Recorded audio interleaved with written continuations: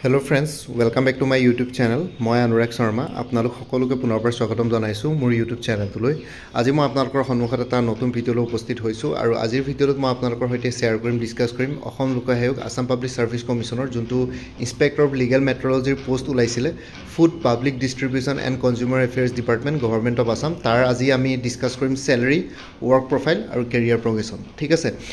APSC inspector of legal metrology বুলি মোৰ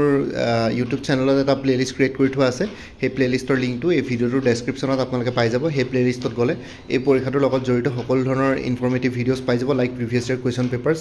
and other informative videos ঠিক আছে সো আজিৰ ভিডিওটো ষ্টাৰ্ট কৰি inspector of legal metrology class 2 gazetted post হয় এটো এটা ক্লাস 2 ক্যাটেগৰি গেজেটেড পোষ্ট হয় মানে গ্ৰুপ বি ষ্টেট সাৰ্ভিসত পৰে আৰু লগতে আৰু এটা কথা কৈ দিছো মই আপোনালোকক ইন্সপেক্টৰ লিগেল মেট্ৰলজিৰ পৰীক্ষাটো খুব সম্ভৱ আপোনালোকৰ জুলাই মাহত APSC অনুষ্ঠিত কৰিব বেক টু বেক বহুত এক্সাম পাতিব APSC জুনৰ preliminary exam combine competitive preliminary এক্সামিনেশ্যনৰ পাছত বাকি অন্য যোনবিলাক পেন্ডিং এক্সামছ আছে হেখিনি back to back June July August এই তিনি মাহত একেলগে বেক টু বেক বহুত এক্সামছ কণ্ডাক্ট কৰিব APSC সো হেতু কাৰণে আপোনালোকে হাজু হৈ থাকক সো ইয়াতে একেটা মাহতে APSC তিনটা মান এক্সামছ কণ্ডাক্ট কৰিলেও আপোনালোকে সাৰপ্ৰাইজ নহব কাৰণ বেক টু বেক বহুত এক্সামছ হ'বলৈ গৈ আছে জুনিয়ৰ এডমিনিষ্ট্ৰেটিভ এছিষ্টেণ্টৰ পৰা আদি কৰি একদম জুনিয়ৰ ডেভেলপমেণ্ট অফিচাৰলৈকে ইন্সপেক্টৰ লিগেল মেট্ৰলজি আৰু অন্যান্য বহুত এছিষ্টেণ্ট ইঞ্জিনিয়াৰ হেবিলাকৰ পৰীক্ষাও বহুত পেন্ডিং হৈ আছে ঠিক আছে সো ভিডিওটো ষ্টাৰ্ট কৰো salary work profile career progression so ইয়াতে ফাৰ্স্ট অফ অল আমি স্যালাৰি ক্যালকুলেশনটো চাম পে স্কেলটো 22000 টু 97000 পেমেন্ট 3 গ্ৰেড পে 9400 হয় ইন্সপেক্টৰ লিগেল মেট্ৰলজি ইয়াতে বেসিক পে যদি ক্যালকুলেট কৰো তেনলে মিনিমাম পে স্কেলটো চাম 22000 লম প্লাস গ্ৰেড পে 9400 হ'ব টোটাল 31400 ডিয়াৰনেস এলাউন্স তো আজিকালি 55% of basic pay hall so 55% of 31400 17250 270 rupees হ'ব হাউস rent allowance 10% 8% or 7% of basic pay 10% আপোনালোকৰ গুৱাহাটীৰ নিচিনা চহৰত পোষ্টিং পালে মানে 10% হ'ব আৰু বাকি গুৱাহাটীৰ পাছত যদি টায়াৰ 2 চহৰ বিলাকত পোষ্টিং হয় লাইক জোৰহাট ডিব্ৰুগড় তেজপুৰ শিলচৰ হেবিলাকত 8% হ'ব আৰু তাতকে যদি অন্য হৰু জায়গা বিলাকত পোষ্টিং হয় হৰু টাউন বিলাকত পোষ্টিং হয় তেতিয়াহলে 7% অফ বেসিক পে হয় ইয়াতে মই স্যালাৰি ক্যালকুলেশন কৰোতে গুৱাহাটীৰ যোনটো মেট্ৰোপলিস কি বুলি কয় হাউস ৰেন্ট এলাউন্স হয় 10% অফ বেসিক পে হেতু ধৰিছো 10% অফ 31400 3140 rupees মেডিকেল এলাউন্স আপোনালোকে 600 পাব গ্ৰোস স্যালাৰি হ'ব 31400 প্লাস ডিয়াৰনেস এলাউন্স দিয়ে 17250 প্লাস 3140 হাউস ৰেন্ট এলাউন্স প্লাস 600 হ'ব 52410 এটো গ্ৰোস স্যালাৰি তাৰ পিছত আপোনালোকৰ ডিডাকশন হ'ব national pension system by unified pension scheme ইয়াৰ ভিতৰত যিকোনো এটা আপোনালোকৰ ডিডাক হ'ব 10% of basic pay plus dearness allowance 10% of basic pay plus dearness allowance যদি দুটা যোগ কৰো তেতিয়াহলে 48670 হ'ব সো আপোনালোকৰ ডিডাকশন হ'ব প্ৰত্যেক মাহে 4867 rupees ঠিক আছে এটো আপোনালোকৰ স্যালাৰি পৰা ডিডাক হ'ব লগতে গ্ৰুপ ইন্সুৰেন্স স্কিমত 300 ডিডাক হ'ব আৰু লগতে মুখ্যমন্ত্ৰী লোক সেৱক Arogya Yojana MML SAY 325 rupees ডিডাক হ'ব প্ৰফেশনাল টেক্স 208 rupees ডিডাক হ'ব সো টোটাল ডিডাকশনস হৈ গল 4867 NPS বাই UPS ত তাৰ পিছত হৈ গল 300 GIS গ্ৰুপ ইন্সুৰেন্স স্কিম তাৰ পিছত হৈ গল rupees 325 মুখ্যমন্ত্ৰী লোক সেৱক আৰোগ্য যোজনা MML SAY আৰু লগতে professional tax 208 rupees so total deduction ইয়াতে হৈ গল আপোনালোকৰ 5700 তাৰ পিছত নেট ইনহেন্স স্যালাৰি যদি পায় তেতিয়ালে আমি যোনটো গ্ৰোস স্যালাৰি আছে 52410 ৰেড কালাৰ লিখা আছে 52410 মাইনাস টোটাল ডিডাকশন 5700 যদি কৰো তেতিয়া হ'ব 46710 plus travelling allowance plus special allowance ঠিক আছে ট্ৰেভেলিং এলাউন্স তো ইয়াতে মই দেখুৱা নাই কাৰণ ডিপাৰ্টমেন্ট ওয়াইজ বেলেগ বেলেগ হ'ব পাৰে অন দি বেসিস অফ কেনেকুৱা ধৰণৰ ট্ৰেভেল কৰিব লাগিব কিমান দূৰ যাব লাগিব হেতু বেসিছত হ'ব সো হেতু কাৰণে ট্ৰেভেলিং এলাউন্স তো মই ইয়াতে আপোনালোকক দেখুৱা নাই আৰু লগতে স্পেশাল এলাউন্স মানে যদি কিবা স্পেশাল ডিউটি থাকে তেতিয়াহলে স্পেশাল এলাউন্স পায় আৰু সেই স্পেশাল এলাউন্স তো জেনাৰেলি ইলেকশন ডিউটি হওক বা অন্যান্য তেনেকুৱা ধৰণৰ কিবা যদি তেনেকুৱা স্পেশাল সাৰ্কামস্টেন্সেস ক্ৰিয়েট হয় গভৰ্নমেন্ট তেতিয়া গভৰ্নমেন্টে যদি কেনেবাকে ডেপুটেশনত পঠায় তেতিয়া স্পেশাল এলাউন্স পায় ঠিক আছে সো এতিয়া যদি আমি নেট ইনহেন্স স্যালাৰি যদি কম 46710 বুলি মই দেখুৱাইছো কিন্তু plus travelling allowance plus special allowance যদি যোগ কৰে তেলে আপোনালোকে নেট এটো স্টাৰ্টিং স্যালাৰি ঠিক আছে এটো স্যালাৰি বাঢ়ি থাকিব নেট স্টাৰ্টিং ইনহেন্স স্যালাৰি 7 পে কমিশনত আপোনালোকৰ এৰাউণ্ড 49 to 50000 আপোনালোকে এক্সপেক্ট কৰিব পাৰে এৰাউণ্ড 50000 ওচৰা-ওচৰি আপোনালোকে স্যালাৰি পাব as a inspector of legal metrology class 2 gazetted officer post হিচাপে ঠিক আছে তাৰ পিছত আপোনালোকৰ আহি গল জব ওয়াৰ্ক প্ৰোফাইল এটা ইন্সপেক্টৰ লিগেল মেট্ৰলজি কি কাম কৰিব লাগে হেতু জানিব লাগিব আপোনালোকে তাৰ কাৰণে an inspector of legal metrology in Assam primarily ensures accurate weights and measures in trade and commerce. They verify and stamp weights and measures, inspect packaged commodities, and enforce the Legal Metrology Act. They also handle prosecutions for violations and collect verification fees ঠিক আছে so basically যদি আমি সৰল ভাষাত বুজাবলৈ যাওঁ তেনে inspector of legal metrology basically weights আৰু মেজাৰ্স বিলাকৰ লগত কি বুলি কয় ডিল কৰে ট্ৰেড আৰু কমাৰ্চ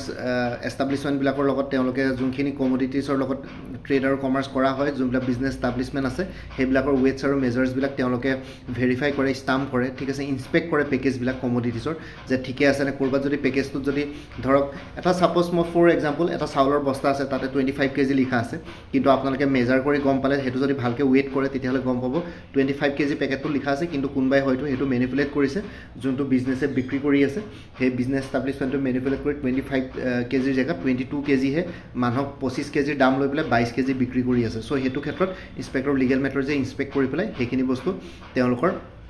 ইয়াতে কি বুলি কয় লিগেল মেট্ৰলজি এক্টৰ অনুসৰি ইয়াতে তেওঁলোকে ইয়াতে একচন ল'ব পাৰে প্ৰজিকিউট কৰিব পাৰে ঠিক আছে সো সেইখিনি বস্তু ভায়োলেশন যদি কেনেবাকে কৰে আৰু লগতে ভেৰিফিকেশন ফিজ বিলাক তেওঁলোকে কালেক্ট কৰে এইবিলাক গভৰ্ণমেন্টৰ ৰেভিনিউ আৰ্নিং ডিপাৰ্টমেন্টে হয় এক প্ৰকাৰ আৰু লগতে সেইখিনি বস্তু তেওঁলোকে মাৰ্কেট বিলাক সাৰ্ভে কৰে বেসিক্যালি ওয়েটস এণ্ড মেজাৰ্ছৰ লগত তেওঁলোকে ডিল কৰে আৰু লগতে কি ৰেসপন্সিবিলিটিজ বিলাক চাও ভেৰিফিকেশন এণ্ড ষ্টাম্পিং ঠিক আছে inspecting verifying and stamping all types of weights and measures used for trade including weighting instruments and measuring instruments আৰু weighting instruments আৰু measuring instruments বিলাকৰ ক্ষেত্ৰতো তেওঁলোকে ডিল কৰে ইন্সপেক্ট কৰে ভেৰিফাই কৰে ষ্টাম্পিং কৰে ঠিক আছে তাৰ পিছত হৈ গ'ল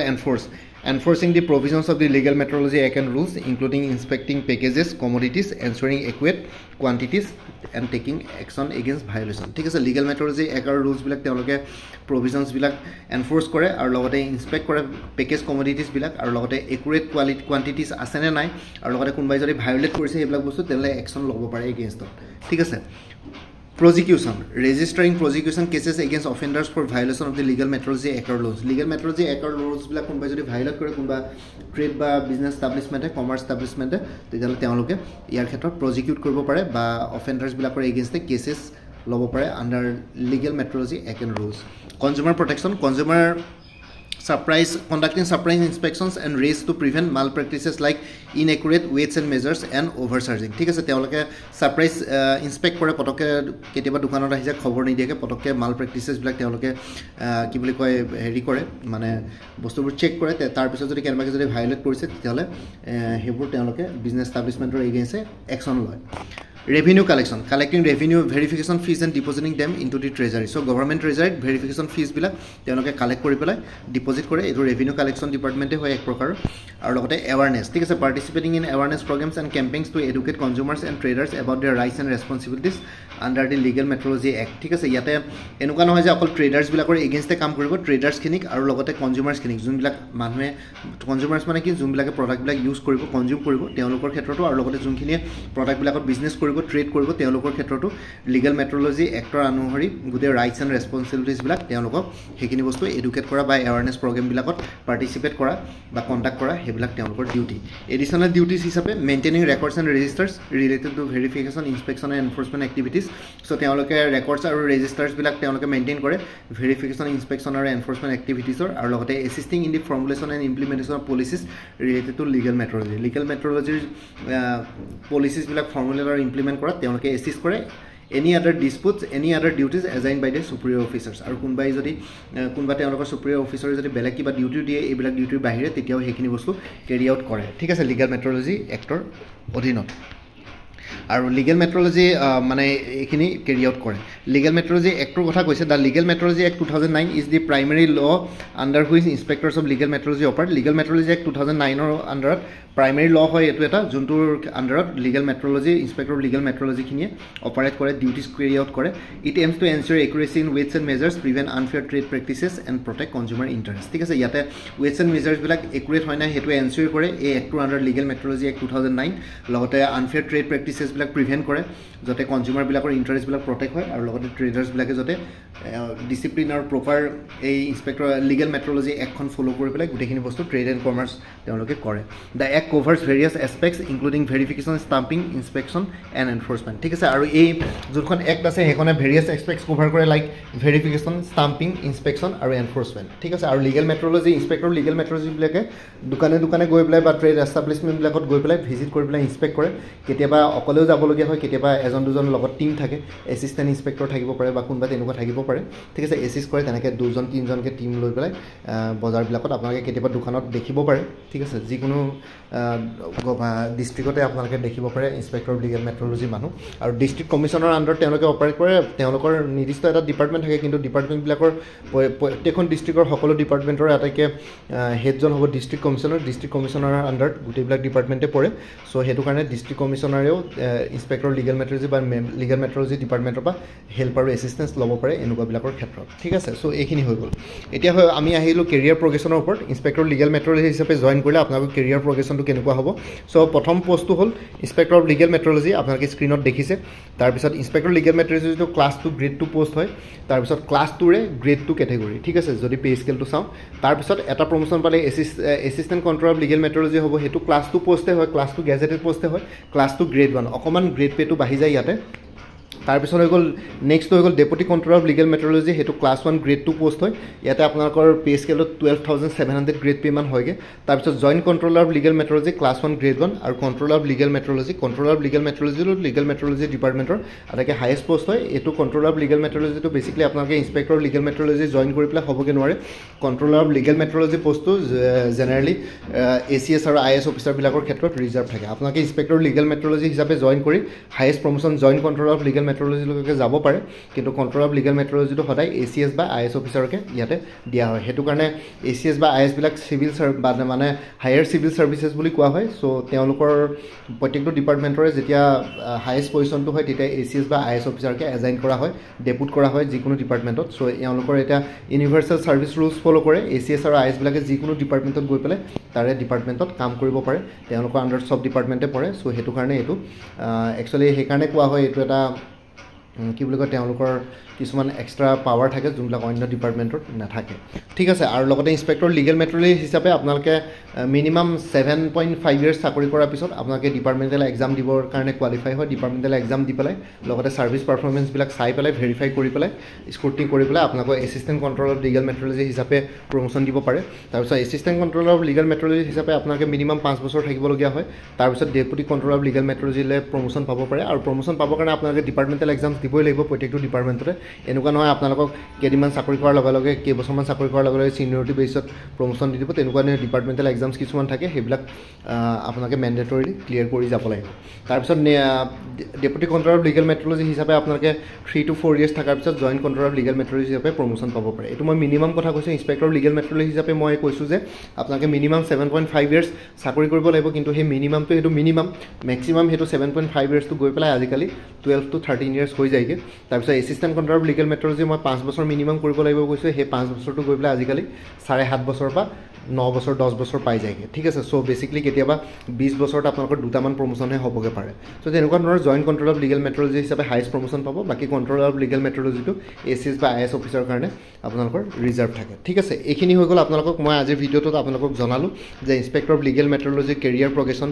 ৱৰ্ক প্ৰফাইল বা জব প্ৰফাইল কেনেকুৱা হ'ব পাৰে আৰু লগতে চেলাৰী কেলকুলেশ্যন এই তিনিটা বস্তু আপোনালোকৰ সৈতে শ্বেয়াৰ কৰিলোঁ আৰু লগতে ইনস্পেক্টৰ অফ লিগেল মেট্ৰলজিৰ কাৰণে আপোনালোকে যদি প্ৰিপেৰেশ্যন কৰি আছে তেতিয়াহ'লে কোৰ্চো এভেইলেবল আছে আপোনালোকে মোৰ পৰা কোৰ্চ ল'ব পাৰে ঠিক আছে মই এবাৰ এনেই দেখাই দিছোঁ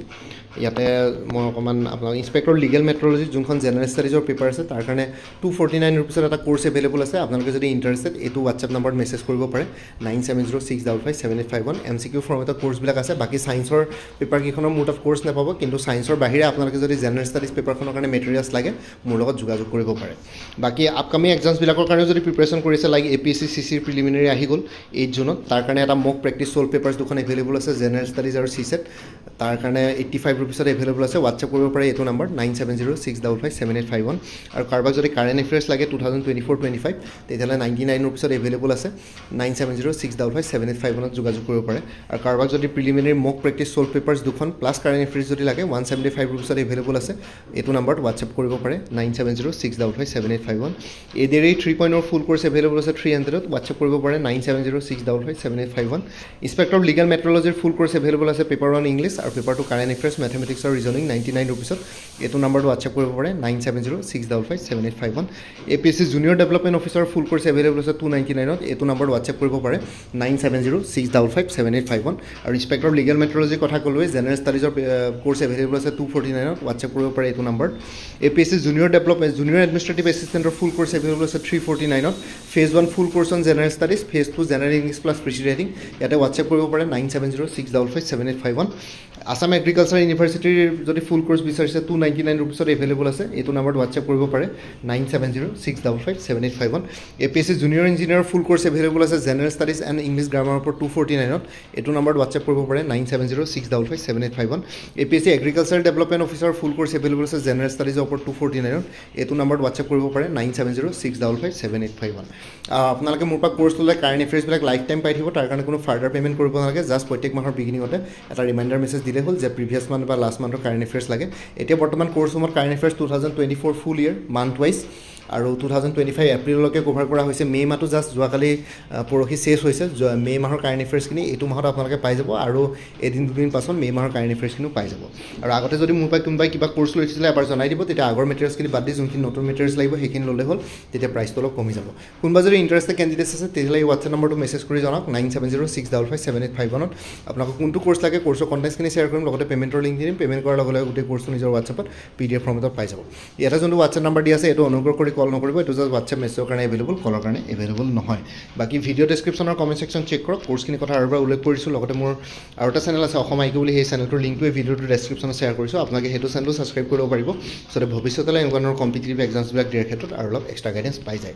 বাকী মোৰ ভিডিঅ'ছবোৰ চাই যদি ভাল পায় মোৰ চেনেলটো ছাবস্ক্ৰাইব কৰি ল'ব আৰু লগতে আপোনালোকৰ যিমানখিনি ফেমিলি ফ্ৰেণ্ডছ ৰিলেটিভছ আৰু চিনাকি এক্সপিৰিয়েঞ্চ আছে তেওঁলোকৰ লগত মোৰ চেনেলটো শ্বেয়াৰ কৰিব লগতে কমেণ্ট ছেকশ্যনত জনাব কিবা যদি কুৱেশ্যন থাকে ডাউট থাকে মই নিশ্চয় আপোনালোকৰ কুৱেশ্যনছ আৰু ডাউটছবিলাকৰ ৰিপ্লাই দিবলৈ চেষ্টা কৰিম বাকী APSC inspector of legal metrology বুলি এটা প্লেলিষ্ট ক্ৰিয়েট কৰি থোৱা আছে মোৰ ইউটিউব চেনেলত সেই প্লেলিষ্টৰ লিংকটো এই ভিডিঅ'টোৰ ডেছক্ৰিপশ্যনত দি দিছোঁ আপোনালোকে সেই প্লেলিষ্টত গ'লে এই পৰীক্ষাটোৰ লগত জড়িত সকলো ধৰণৰ ইনফৰ্মেটিভ ভিডিঅ'ছ পাই যাব বাকী আজিৰ ভিডিঅ'টো ইমানতে সমাপ্ত কৰি আপোনালোক সকলোৰ পৰা বিদায় ল'লোঁ কাইলৈ পুনৰ এটা নতুন ভিডিঅ'লৈ আপোনালোকৰ সন্মুখত উপস্থিত হ'ম তেতিয়ালৈকে ভালকৈ প্ৰিপেৰেশ্যন কৰি থাকক সকলোৱে অল দি বেষ্ট থাকিলে bye take care friends Bharat মাতা কি জয় জয় আই অসম